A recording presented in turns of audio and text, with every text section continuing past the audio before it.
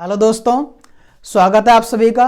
तो हम लोग हिंदी को पढ़ रहे हैं और हिंदी में हम लोगों ने हिंदी की उत्पत्ति के विषय में पिछली क्लास में पढ़ लिया था। आपको उसमें बता दिया गया था कि हिंदी की जो उत्पत्ति हुई थी वो सौर सैनी अपभ्रंश से हुई थी और हिंदी की मूल उत्पत्ति जो होती है वो हो जाती है संस्कृत से। हिंदी की आदि जननी किसको कहा जाता है? तो कहा जाता है संस्कृत को। और भारत की जो सबसे प्राचीन भाषा हो जाएगी वो हो जाती है पाली भाषा। हिंदी की उत्पत्ति कब हुई थी? तो 1000 ईस्वी में हिंदी की उत्पत्ति मानी जाती थी। इसके अलावा अगर हम बात करें वैदिक काल में वैदिक संस्कृत बोली जाती थी और वैदिक काल का जो प्रारंभिक समय था यानी कि ऋग वैदिक काल का जो समय था उसमें वैदिक संस्कृत बोली जाती थी। वैदिक काल का जो अंत का समय था यानी कि उत्तर वैदिक काल का, उस समय लौकिक संस्कृत बोली जाती थी। और उसके बाद 6वीं शताब्दी ईसा पूर्व में कुछ धर्मों का उदय होता है जिसमें बौद्ध धर्म आ जाता है तो उसमें पाली भाषा बोली जाती थी। उसके बाद में जो जैन धर्म आता है उसमें प्राकृत भाषा बोली जाती थी। और उसके बाद जो राजपूत शासक आते हैं उस समय जो है अपभ्रंश बोली जाती थी। अपभ्रंश को ही या अपभ्रंश का ही एक भाग हो जाता है अवट। अवट को ही औदड़ कहा जाता है जो ग्रामीण और शहरी भाषाएं हो जाती हैं। अपभ्रंश का ही एक भाग है सौर सैनी अपभ्रंश और उसी से हिंदी की उत्पत्ति हो जाती है। तो लगभग 1000 ईस्वी में हिंदी की उत्पत्ति हुई थी। ये सारी चीजें हम लोगों ने पढ़ ली थी। अब आज की जो क्लास होगी वो होगी लिपियों से संबंधित। लिपियों की हम लोग बात करेंगे और यहाँ पर जैसे भारत की सबसे प्राचीन लिपि, विश्व की सबसे प्राचीन लिपि और लिपियों का विकास किस किस से हुआ है, कौन सी भाषा की कौन सी लिपि है, तो उन सभी बातों को हम लोग यहाँ पर करेंगे, उसकी चर्चा करने वाले हैं। बहुत ही इंपॉर्टेंट क्लास है आज की। तो शुरू करते हैं लिपि। लिपि होती क्या है, लिपि कहते किसको हैं? तो याद रखिए भाई, जो मौखिक ध्वनियां होती हैं तो मौखिक ध्वनियों को लिखित रूप में प्रकट करने के लिए जो निश्चित चिन्ह दिए जाते हैं लिपि कहलाती है। मौखिक ध्वनियों को लिखित रूप में, देखिए भाई,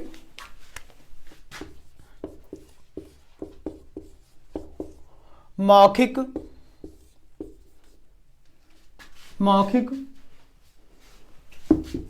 ध्वनियों को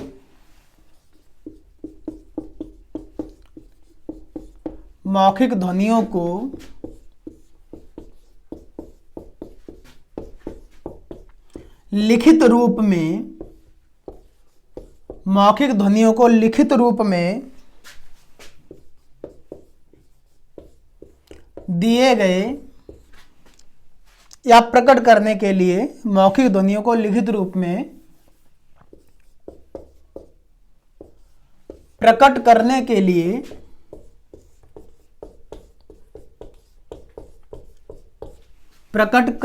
लिए दिए गए चिन्हों को लिपि कहते हैं। लिपि कहते हैं। ठीक है भाई, तो यहां पर हमें यह पता चल गया कि लिपि होती क्या है, लिपि कहते किसको हैं। तो देखिए, मौखिक ध्वनियों को, मौखिक ध्वनि का मतलब यह है कि जो बोली जाती है, और भाषा की जो मौखिक इकाई है सबसे छोटी, भाषा की सबसे छोटी जो मौखिक इकाई है उसको क्या, कौन सी इकाई हो जाएगी? तो ध्वनि हो जाएगी, क्योंकि हम ध्वनि को बोलते हैं। लेकिन भाषा की लिखित रूप से जो सबसे छोटी इकाई हो जाएगी वो कौन सी हो जाएगी? वर्ड हो जाएगी। भाषा की अर्थ के आधार पर सबसे छोटी इकाई जो है वो शब्द हो जाएगी और भाषा की सबसे बड़ी इकाई जो है वो वाक्य हो जाएगी। तो इस प्रकार से इकाइयां हो जाएंगी। हालांकि हम लोग इसकी आगे बात भी करेंगे अच्छे तरीके से। मौखिक ध्वनियों को लिखित रूप से, लिखने की तरीके से, यानी कि किस प्रकार से उनको लिखा जाएगा, लिखित रूप से प्रकट करने के लिए दिए गए चिन्हों को लिपि कहते हैं। और इसके अलावा हम अगर लिपि की बात करेंगे तो भारत की सबसे प्राचीन लिपि जो हो जाएगी वो कौन सी हो जाएगी भाई? और वही विश्व की भी हो जाएगी। दूसरी बात यह है कि हम लोग हिंदी भाषा को पढ़ रहे हैं तो हिंदी की लिपि कौन सी हो जाएगी? देवनागरी लिपि हो जाएगी। आप सभी लोग जानते हैं। देखिए, हिंदी की लिपि देवनागरी है। हिंदी की लिपि देवनागरी है। अब हिंदी की जो लिपि देवनागरी है, इसमें विशेषता यह है कि यह जो लिपि है देवनागरी लिपि जो है वो दाईं ओर दाईं ओर को लिखी जाती है, यानी कि शुरुआत तो होती है बाईं ओर से दाईं ओर की ओर लिखी जाती है। यह एक ऐसी लिपि है, या फिर हम कहेंगे कि लगभग सभी लिपियां, एक दो को छोड़ के लगभग सभी लिपियां बाईं ओर से दाईं ओर को लिखी जाती हैं। जैसे एक उर्दू, यानी कि उर्दू की जो लिपि है वो कौन सी है, फारसी लिपि है, तो वो उल्टी लिखी जाती है। उल्टी का मतलब ये है कि वो जो लिखी जाती है वो दाईं ओर से बाईं ओर लिखी जाती है। बाकी सभी लिपियां जो हैं वो बाईं ओर से दाईं ओर लिखी जाती हैं। हम लोग लिख लेते हैं, देखिए क्या होता है इसमें, बाएं दाएं में बिल्कुल भी कंफ्यूज नहीं होना है। यहां पर हम लिख दे रहे हैं कि देवनागरी लिपि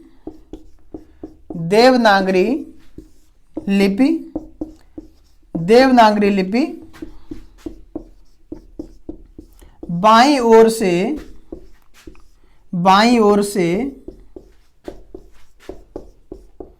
दाईं ओर लिखी जाती है।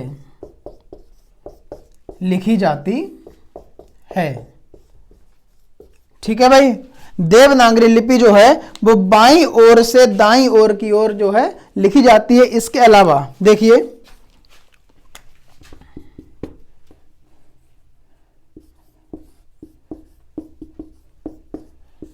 फारसी लिपि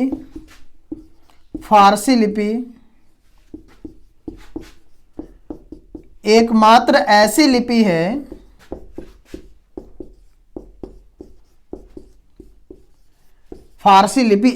ऐसी लिपि है जो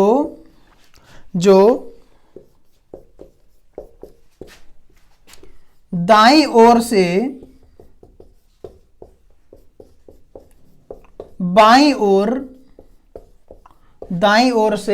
बाईं ओर की तरफ लिखी जाती है।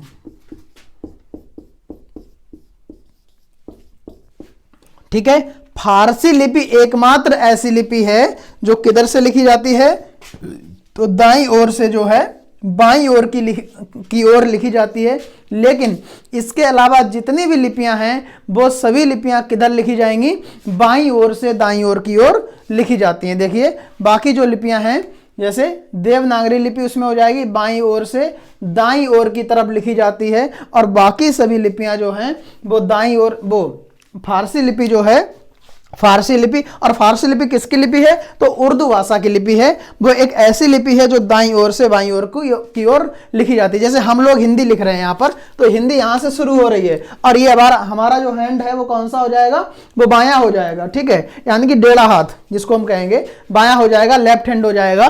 तो यहाँ से ये लिखी जा रही है और इधर की ओर जा रही है। लेकिन जो उर्दू लिखी जाती है वो इधर से शुरू होती है और इधर की ओर आती है, यानी कि वो जो लिपि हो जाएगी वो दाईं ओर, यानी कि सीधे हाथ से लिखी जाती है या सीधे हाथ की तरफ से लिखी जाती है और इधर की ओर जाती रहती है। यानी कि उसकी जो लाइनें हैं वो इस तरीके से बनती है, बाकी जितनी भी लिपियां हैं उसकी जो लाइनें हैं वो इस तरीके से बनती हैं। तो यहां पर ये हो जाएगा। देखिए भाई, मौखिक ध्वनियों को लिखित रूप में प्रकट करने के लिए दिए गए चिन्हों को लिपि कहते हैं, और हिंदी की लिपि देवनागरी लिपि है। इसके अलावा जो देवनागरी लिपि है वो बाईं ओर से दाईं ओर की ओर लिखी जाती है। इसके अलावा देखिए भाई, जो उर्दू भाषा की लिपि है जिसको हम फारसी कहते हैं, या फारसी लिपि जो हो जाएगी वो दाईं ओर से बाईं ओर की ओर लिखी जाती है। ठीक है भाई, अब हम लोग समझ लेंगे कि इनका विकास कैसे हुआ है। तो आप लोग एक चीज याद रखिए, अगर हम बात करेंगे सबसे प्राचीन लिपि की, तो सबसे प्राचीन लिपि जो हो जाएगी वो ब्राह्मी लिपि हो जाएगी। देखिए, सबसे प्राचीन लिपि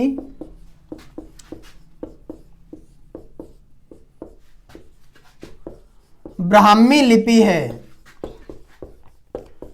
लिपि है। सबसे प्राचीन लिपि जो हो जाएगी वो ब्राह्मी लिपि हो जाएगी। और साथ में हमें यह भी याद रखना है कि जो लिपियां हैं सबसे पहले इनका उल्लेख कहाँ मिलता है, और इनका उल्लेख के साथ साथ में जैसे मान लीजिए ये ब्राह्मी लिपि है, सबसे प्राचीन लिपि है, तो ये इससे किन किन लिपियों की उत्पत्ति हुई है, तो हम उन सारी लिपियों की भी बात करेंगे कि कौन कौन सी लिपियों की उत्पत्ति हुई है। सबसे प्राचीन लिपि जो है वो ब्राह्मी लिपि हो जाएगी। और यहां पर यह भी समझ लीजिए, देवनागरी लिपि का विकास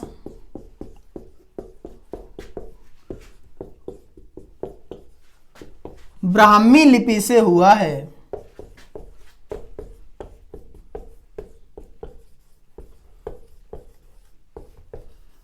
ठीक है भाई, देवनागरी लिपि का जो विकास हुआ है वो किससे हो जाता है? ब्राह्मी लिपि से हो जाता है। और ब्राह्मी लिपि जो है वो सबसे प्राचीन लिपि हो जाती है। इसके अलावा देखिए, अगर हम बात करेंगे ब्राह्मी लिपि जो है इसका विकास कैसे हुआ है और किस प्रकार से इसी के साथ में देवनागरी लिपि का विकास हुआ है, तो हम उस पूरी साड़ी को समझ लेंगे कौन कौन सी लिपियां हैं। इसमें हम कुटिल लिपि को देखेंगे, नागरी लिपि को देखेंगे, नंद नागरी लिपि को पढ़ेंगे, और इसके अलावा जो है सिद्ध मात्रक लिपि हो जाएंगी, मात्रक लिपि हो जाएंगी, बहुत सारी लिपियां हो जाएंगी, दक्षिणी ब्राह्मी हो जाएगी, उत्तरी ब्राह्मी हो जाएगी। तो इस प्रकार से हम पूरा स्ट्रक्चर एक बार बना लेंगे ताकि आप लोगों को अच्छे से समझ में आ जाए कि वास्तव में लिपियों का जो विकास हुआ है वो किस आधार पर हुआ है। देखिए, सबसे प्राचीन लिपि और सबसे प्रमुख लिपि जो हो जाएगी वो कौन सी हो जाएगी भाई? ब्राह्मी लिपि। ठीक है, सबसे प्राचीन और सबसे प्रमुख लिपि जो हो जाएगी वो हो जाएगी ब्राह्मी लिपि। अब हम इसके विकास की अगर हम बात करेंगे, इसके विकास की बात करेंगे, तो देखिए इसको हम दो भागों में बांट लेंगे।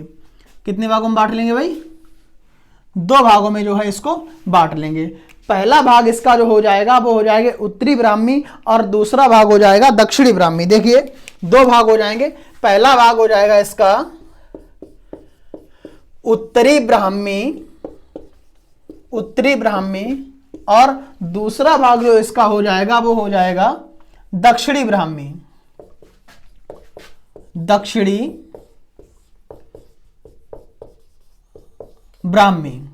ठीक है, दक्षिणी ब्राह्मी। तो सबसे पहले हम लोग बात कर लेंगे इस दक्षिणी ब्राह्मी की बात करेंगे।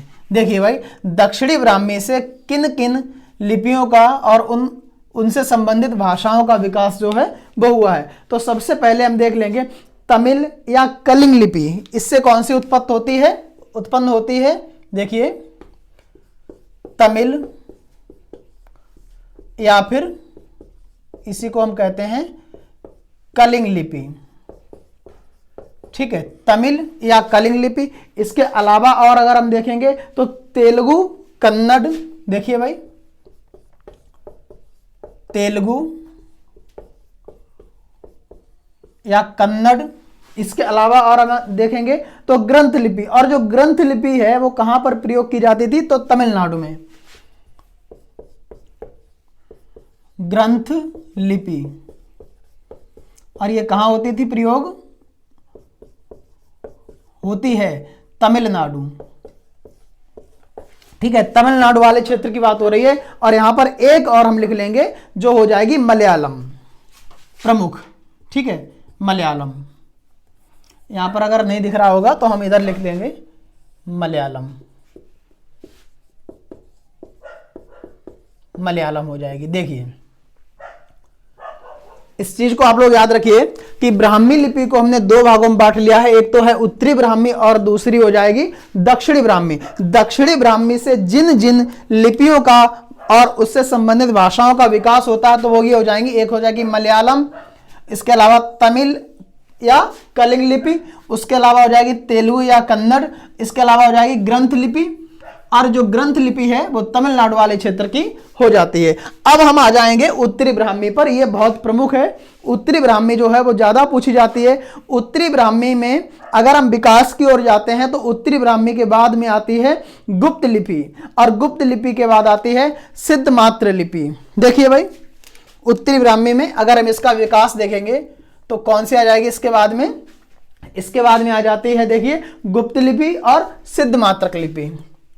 सबसे पहले हम लिख लेंगे गुप्त लिपि। गुप्त लिपि।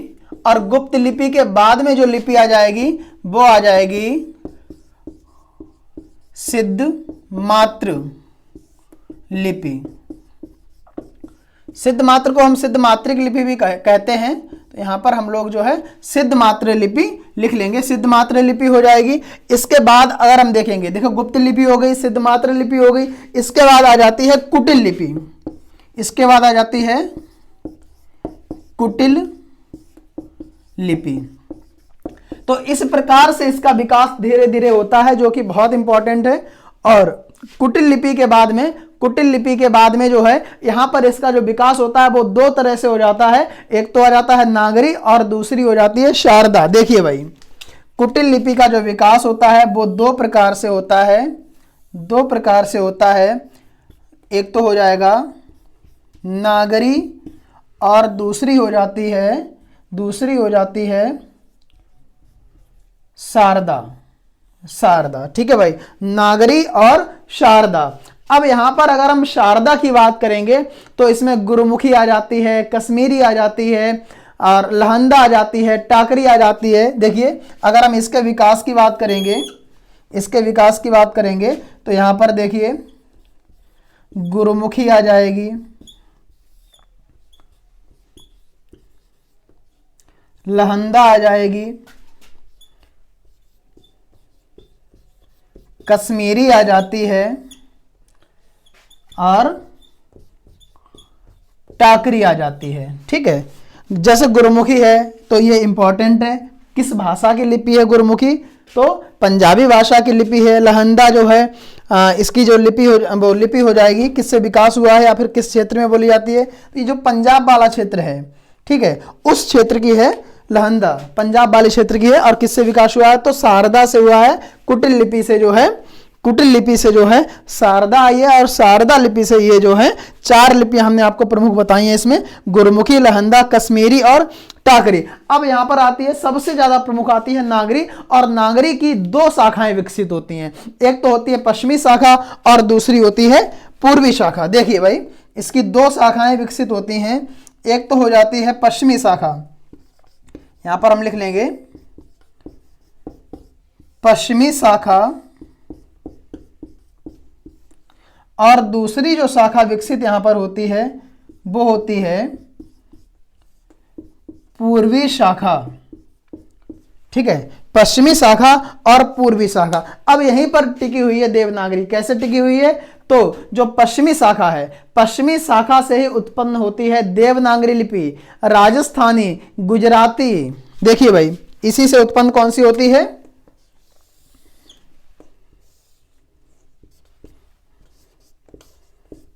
देवनागरी,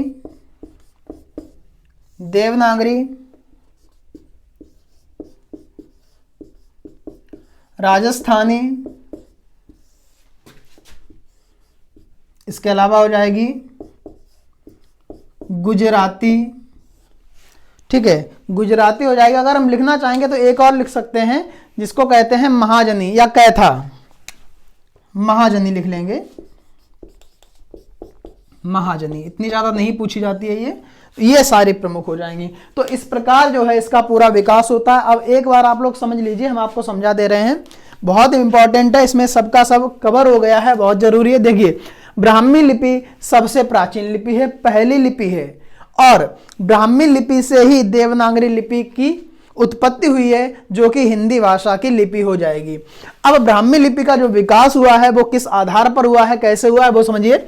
ब्राह्मी लिपि को हमने दो वर्गों में विभाजित कर लिया है, एक तो है उत्तरी ब्राह्मी और दूसरी हो जाएगी दक्षिणी ब्राह्मी। दक्षिणी ब्राह्मी से मलयालम, तमिल या कलिंग लिपि, तेलुगु या कन्नड़, ग्रंथ लिपि, इन सब का विकास होता है। इसके अलावा देखिए, जो उत्तरी ब्राह्मी है, उत्तरी ब्राह्मी में गुप्त लिपि आ जाएगी, सिद्ध मात्र लिपि आ जाएगी, कुटिल लिपि आ जाएगी। सबसे पहले गुप्त आई, उसके बाद सिद्ध मात्रा आई, फिर कुटिल आई। अब कुटिल की दो शाखाएं यहां पर हमें देखने को मिल रही हैं, एक तो नागरी और दूसरी है शारदा।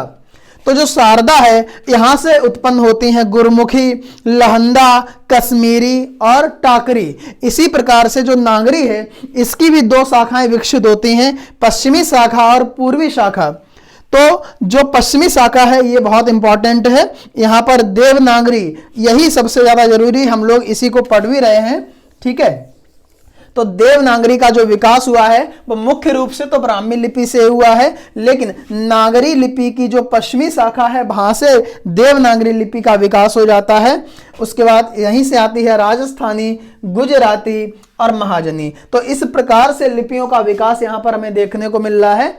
और अब हम लोग समझेंगे कि जो लिपियां हैं वो किस आधार पर इनका विकास हमें मिलता है और कहां कहां ये बोली जाती हैं मुख्य रूप से, तो वो सारी चीजें हम लोग समझ लेंगे। ठीक है, वो सारी चीजें हम लोग समझ लेंगे। अब देखिए, इसको समझिए कि कौन कौन सी लिपियां या फिर जो सबसे प्रमुख लिपियां हैं उनका जो विकास हुआ है, प्रमुख लिपियों का जो विकास हुआ है वो किस आधार पर हुआ है और कहां कहां इनकी उत्पत्ति हमें सबसे पहले मिलती है। जैसे ब्राह्मी लिपि है, तो ब्राह्मी लिपि के हमें सबसे प्राचीन साक्ष्य कहां से मिले हैं, ब्राह्मी लिपि के हमें सबसे प्राचीन साक्ष्य कहां से मिले हैं। या फिर हम साथ में यह भी पढ़ लेंगे कि जो देवनागरी लिपि है, तो देवनागरी लिपि सबसे पहले कहां बोली गई या फिर हमें सबसे प्राचीन साक्ष्य इसके कहां पर मिले हैं। ठीक है भाई, सबसे प्राचीन साक्ष्य कहां पर हमें मिले हैं। ठीक है, तो ये समझिए, इसको समझेंगे हम लोग। देखिए भाई, समझिए इसको, हम लोग लिख लेंगे लिपि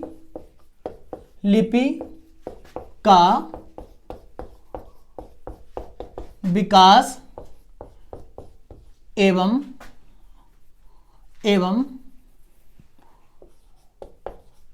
प्रमुख साक्ष्य। ठीक है, लिपि का विकास एवं प्रमुख साक्ष्य, लिपि का विकास एवं प्रमुख साक्ष्य। तो हम इन चीजों को समझेंगे। अगर हम लिपि की बात करें तो जैसे ब्राह्मी लिपि है, ब्राह्मी लिपि का विकास या हम सब कहेंगे सबसे प्राचीन साक्ष्य। देखिए भाई, ब्राह्मी लिपि के प्राचीनतम साक्ष्य, ब्राह्मी लिपि के प्राचीनतम साक्ष्य कहां से हमें मिलते हैं, तो सिंधु घाटी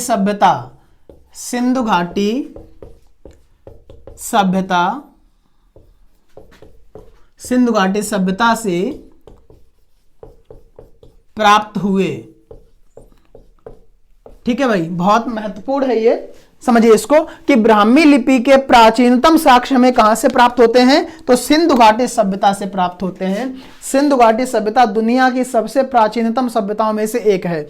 यह सिंधु घाटी सभ्यता वही सभ्यता है जिसको सरस्वती सभ्यता बोलते हैं, प्रथम नगरीय सभ्यता बोलते हैं, हड़प्पा सभ्यता बोलते हैं, कांस्ययुगीन सभ्यता बोलते हैं। ठीक है भाई, तो ये जो सभ्यता है यहां से सबसे पहले हमें ब्राह्मी लिपि के प्राचीनतम साक्ष्य जो हैं वो प्राप्त होते हैं। इसके अलावा देखिए, इसके प्राचीनतम साक्ष्य अगर हम यहां पर किसी जगह के आधार पर देखेंगे जहां पर हमें स्पष्ट रूप से इसके प्राचीनतम साक्ष्य मिले हैं भारत में, तो इसके प्राचीनतम साक्ष्य जो हमें भारत में मिले हैं वो बस्ती जिले का एक स्तूप है और उस स्तूप का नाम हो जाएगा पिपरावा का स्तूप। देखिए,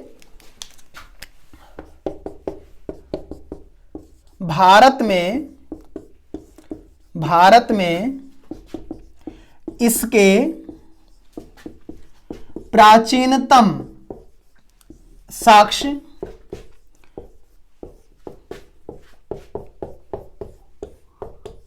बस्ती जिले के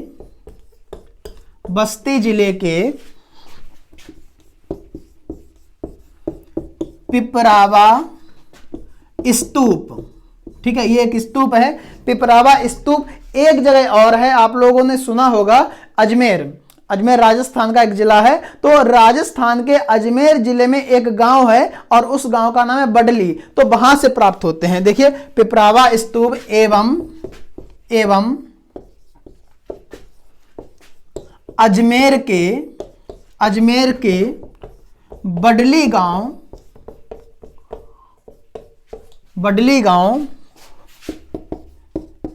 से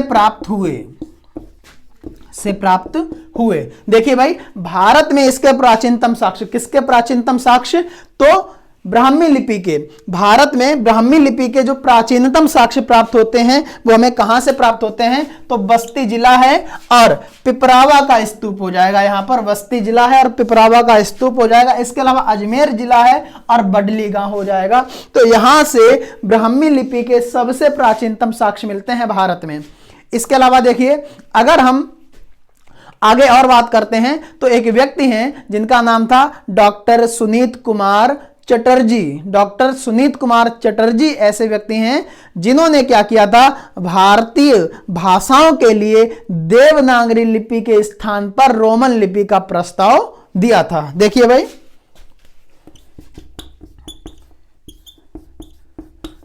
सुनीत कुमार चटर्जी, सुनीत कुमार चटर्जी ने भारतीय भाषाओं के लिए, और उस समय भारतीय भाषा जो सबसे प्रमुख थी वो हिंदी थी, ठीक है, तो हिंदी की ही बात हो रही है। सुनीत कुमार चटर्जी ने भारतीय भाषाओं के लिए, ठीक है, भारतीय भाषाओं के लिए देवनागरी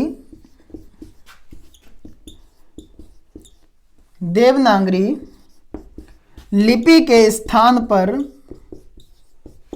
देवनागरी लिपि के स्थान पर रोमन लिपि का प्रस्ताव दिया था, ठीक है भाई।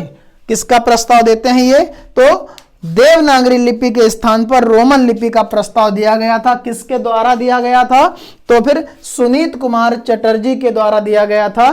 क्या कहा गया था इनके द्वारा? इनके द्वारा यह कहा गया था कि जो हिंदी भाषा है इसके लिए जो देवनागरी लिपि बनाई जा रही है या देवनागरी लिपि इसके लिए प्रस्तावित की जा रही है, इसकी जगह पर रोमन लिपि होनी चाहिए। लेकिन हुई नहीं है, लेकिन इनके द्वारा यह प्रस्ताव दिया गया था। इसके अलावा आप जानते होंगे अबुल कलाम आजाद। तो जो अबुल कलाम आजाद थे, इनके द्वारा भी प्रस्ताव रोमन लिपि के द्वारा ही दिया गया था। अबुल कलाम आजाद कौन थे? तो हमारे स्वतंत्र भारत के पहले शिक्षा मंत्री हुआ करते थे ये। देखिए भाई, आगे हम लोग समझते हैं इसमें।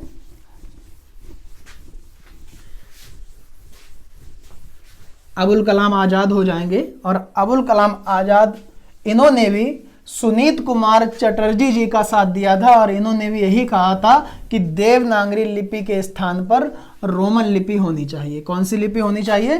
तो रोमन लिपि होनी चाहिए। लेकिन कुछ व्यक्ति ऐसे भी आते हैं जिन्होंने सीधा सीधा देवनागरी लिपि के लिए ही प्रस्ताव अपना रखा और आखिरकार देवनागरी लिपि को ही हिंदी भाषा की लिपि बनाया गया था। देखिए,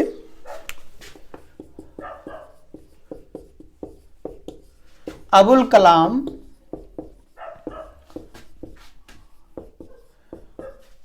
आजाद ने भी, अबुल कलाम आजाद ने भी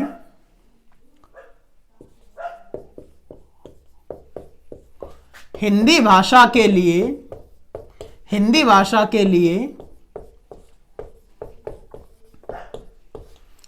रोमन लिपि का प्रस्ताव दिया था। ठीक है, अबुल कलाम आजाद ने भी हिंदी भाषा के लिए रोमन लिपि का प्रस्ताव दिया था। इसके अलावा देखिए, अगर हम और देखते हैं तो देवनागरी लिपि के लिए सबसे पहले जो प्रयत्न किया, देवनागरी लिपि को हिंदी भाषा की लिपि बनाने के लिए सबसे पहले जिस व्यक्ति ने प्रयत्न किया था वो थे महादेव गोविंद रानाडे। लिख लेंगे हम लोग, देवनागरी लिपि के लिए सबसे पहले प्रयत्न करने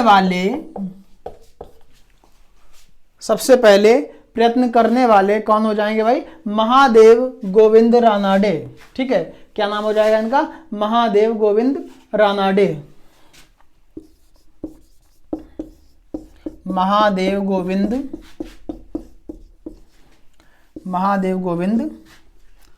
रानाडे थे। ठीक है भाई, महादेव गोविंद रानाडे थे। तो इतना आप लोग ध्यान रखिए, देवनागरी लिपि के लिए सबसे पहले प्रयत्न करने वाले जो व्यक्ति हो जाएंगे वो महादेव गोविंद रानाडे हो जाएंगे। इसके अलावा सुनीत कुमार चटर्जी जी एक ऐसे व्यक्ति थे, इन्होंने क्या किया था? देवनागरी लिपि के लिए रोमन लिपि का प्रस्ताव दिया था। और इन्हीं के साथ में अबुल कलाम आजाद जो थे, उन्होंने भी क्या किया था? उन्होंने भी अगली जो लिपि है, यानी कि उन्होंने भी जो सुनीत कुमार चटर्जी जी हैं इन्हीं का साथ दिया था। यानी कि इन्होंने भी यही कहा था कि हिंदी की जो लिपि होनी चाहिए, वो कौन सी लिपि होनी चाहिए? रोमन लिपि होनी चाहिए। अब हम लोग समझेंगे कि किस भाषा की कौन कौन सी लिपियां हैं। ठीक है, किस भाषा की कौन कौन सी लिपियां हैं, और इसमें हम लोग समझ लेंगे। जैसे हिंदी की तो आप सभी लोग जानते हैं, संस्कृत हो गई, बोडो हो गई, कोंकणी हो गई, और नेपाली हो गई, गुजराती हो गई। तो इस प्रकार से हम लोग लिपियों को समझ लेंगे कि किस भाषा की कौन कौन सी लिपियां हो जाएंगी। ठीक है, किस भाषा की कौन कौन सी लिपियां हो जाएंगी। तो अगर हम लिपियों की बात करेंगे, जैसे हिंदी की हम लोग जान गए हैं कि कौन सी लिपि है। इसके अलावा अंग्रेजी भाषा की लिपि, ठीक है, और पंजाबी भाषा की लिपि, उर्दू भाषा की लिपि। तो कुछ लिपियां हम लोग लिख लेते हैं, जैसे मान लीजिए अंग्रेजी की लिपि, अंग्रेजी भाषा की लिपि, अंग्रेजी भाषा की लिपि। इसके अलावा देखिए पंजाबी भाषा की लिपि। इसके अलावा देखिए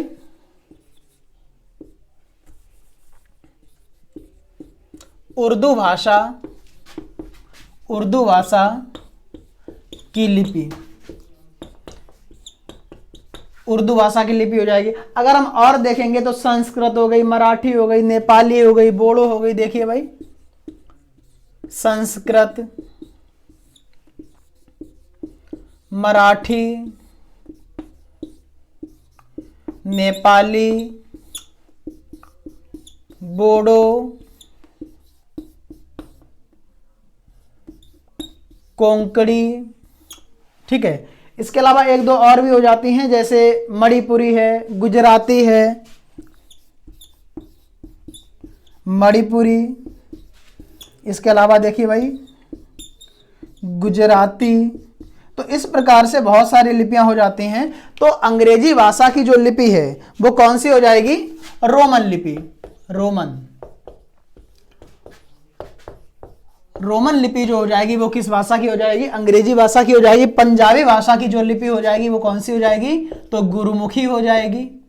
ठीक है भाई, पंजाबी की जो लिपि हो जाएगी वो गुरुमुखी हो जाएगी, गुरुमुखी लिपि हो जाएगी। और इसके अलावा जो उर्दू भाषा की लिपि है वो कौन सी हो जाएगी? फारसी हो जाएगी, फारसी लिपि हो जाएगी। ठीक है, आपको बताया भी था कि जो फारसी लिपि है, जो फारसी लिपि है वो दाएं से बाएं की ओर लिखी जाती है। इसके अलावा जितनी भी लिपियां हैं वो सारी लिपियां बाएं से दाएं की ओर लिखी जाती हैं। अब देखिए सबसे प्रमुख जो लिपि हो जाएगी वो कौन सी हो जाएगी? देवनागरी लिपि हो जाएगी, देवनागरी लिपि हो जाएगी। अब जो देवनागरी लिपि है वो सिर्फ हिंदी भाषा की ही लिपि नहीं है। देखिए संस्कृत की जो लिपि हो जाएगी वो कौन सी हो जाएगी? देवनागरी लिपि हो जाएगी। ठीक है, संस्कृत की जो लिपि हो जाएगी वो भी देवनागरी लिपि हो जाएगी। मराठी की जो लिपि हो जाएगी देवनागरी हो जाएगी, नेपाली की देवनागरी हो जाएगी, बोडो की देवनागरी, कोंकणी की भी देवनागरी, मणिपुरी की भी देवनागरी और गुजराती की भी देवनागरी लिपि हो जाएगी। तो इस प्रकार से देखिए बहुत सारे यहाँ पर हम लोगों ने लिपियों को देखा है। संस्कृत, मराठी, नेपाली, बोडो, कोंकणी, मणिपुरी, गुजराती, इन सभी भाषाओं की जो लिपि हो जाएगी वो देवनागरी लिपि हो जाएगी। तो देवनागरी लिपि जो है वो केवल और केवल हिंदी की ही लिपि नहीं है, हिंदी के अलावा बहुत सारे ऐसी लिपियां हैं जिनकी लिपि देवनागरी हो जाएगी। इसके अलावा देखिए रोमन लिपि को वर्णात्मक लिपि कहा जाता है। क्या कहा जाता है? वर्णात्मक लिपि कहा जाता है। और बाकी सारी लिपियां जो हैं उनको अक्षरात्मक लिपि कहा जाता है। ये आप अपनी कॉपी में लिख लेना।